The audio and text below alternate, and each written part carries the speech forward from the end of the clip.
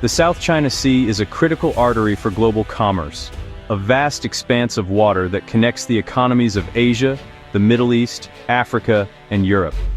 Every year, trillions of dollars worth of goods pass through these waters, making it one of the busiest and most strategically important maritime corridors in the world.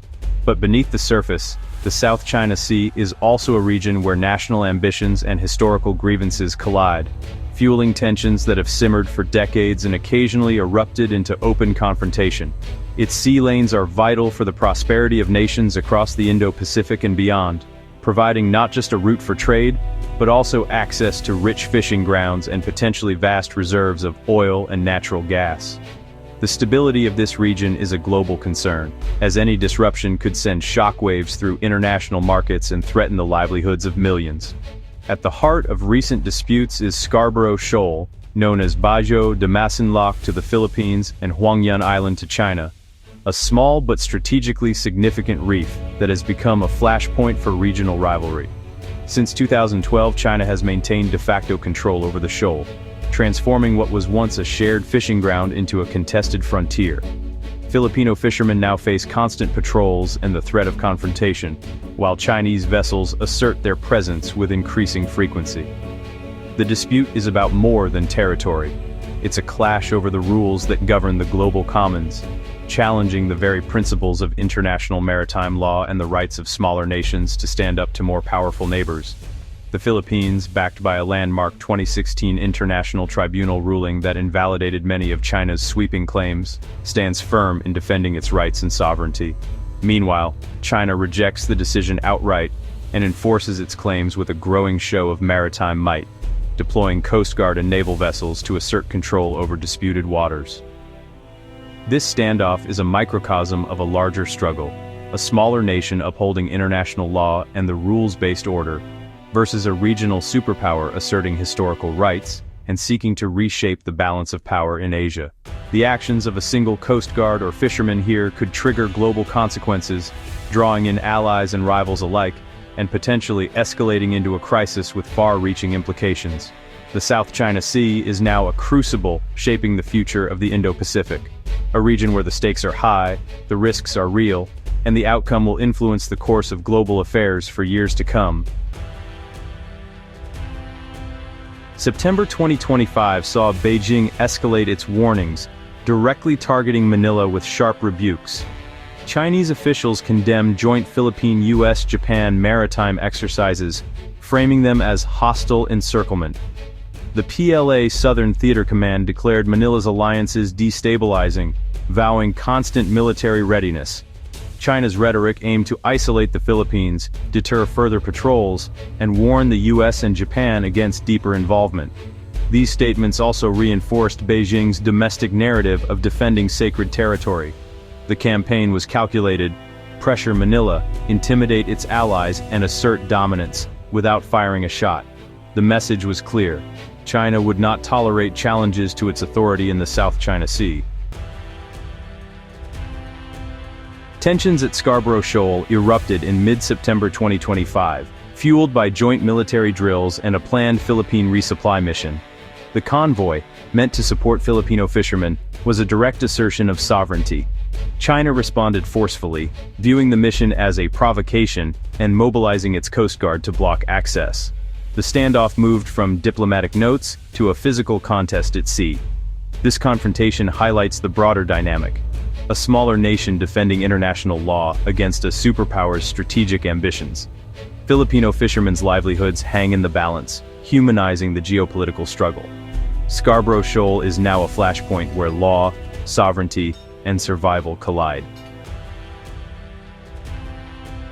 On September 16, 2025, a tense standoff in the South China Sea erupted into violence, forever altering the fragile status quo in the region.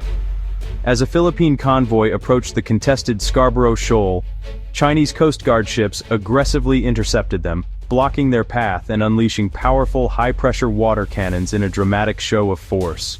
The sudden attack shattered the windows of a Philippine vessel, sending shards of glass flying across the deck. One sailor was injured in the chaos, a stark reminder of the real dangers faced by those on the front lines of this maritime dispute.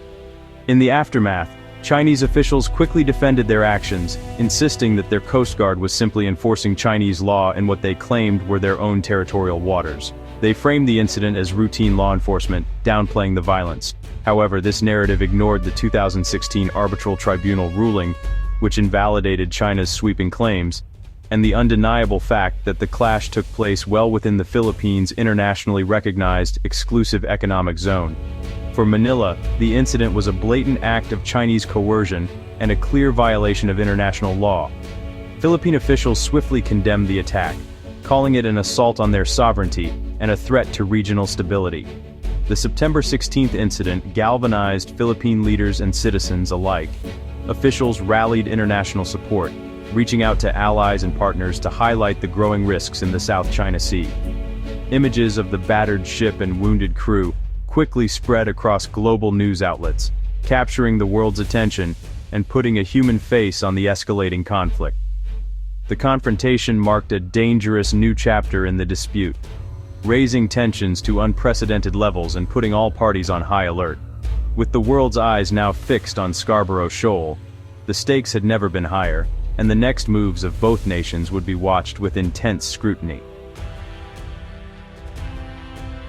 China's increasingly assertive actions in the South China Sea spurred deeper security ties between the Philippines, the US, and Japan.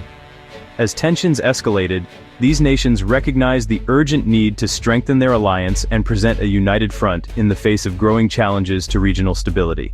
In September, joint maritime exercises brought together warships and personnel from all three countries, sending a clear and unmistakable message.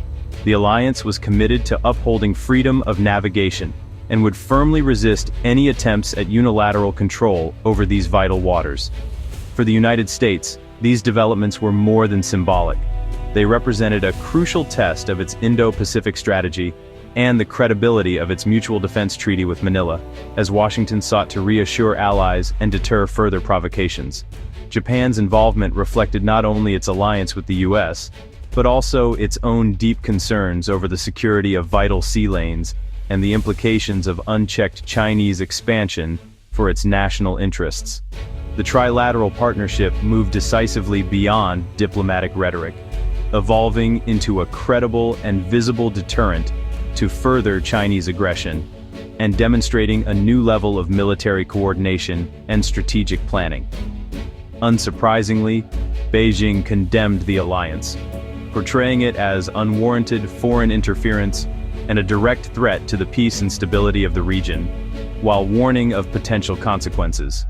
The alliance emboldened Manila, giving the Philippines greater confidence to assert its claims, but it also provided China with a pretext to accelerate its own military buildup and justify further assertive actions. As the world watched, the stakes continued to rise. A regional dispute was now at risk of drawing in major powers, raising fears of a broader confrontation that could have global repercussions. The South China Sea, once a distant maritime frontier, had now become a potential flashpoint for global conflict, with the eyes of the world fixed on its uncertain future. In early September, China announced a 3,500-hectare nature reserve at Scarborough Shoal, cloaking its ambitions in environmental language. The move was a strategic use of lawfare, asserting control under the guise of conservation. By declaring a protected zone, China legitimized its Coast Guard's presence as environmental enforcement, further excluding Filipino fishermen. The Philippines protested, seeing through the green veneer to the underlying territorial grab. The tactic put other nations in a bind to oppose it and risk appearing anti-environment. US officials condemned the move as coercive, exposing China's strategy of combining legal, administrative, and physical pressure. The nature reserve highlighted Beijing's multifaceted approach to consolidating control. The Scarborough Shoal crisis drew swift global condemnation, especially after the water cannon incident. The US reaffirmed its defense commitments, warning that attacks on Philippine vessels could trigger treaty obligations. Japan and Western allies echoed calls for de-escalation and respect for international law. These statements built a coalition against Chinese coercion, but regional responses were mixed. Some Southeast Asian nations, wary of economic ties with China, called for restraint without direct criticism. The Philippines found strong support from Western partners, but ASEAN unity remained elusive. The crisis exposed the region's complex web of dependencies and rivalries. The world's attention was now fixed on the South China Sea.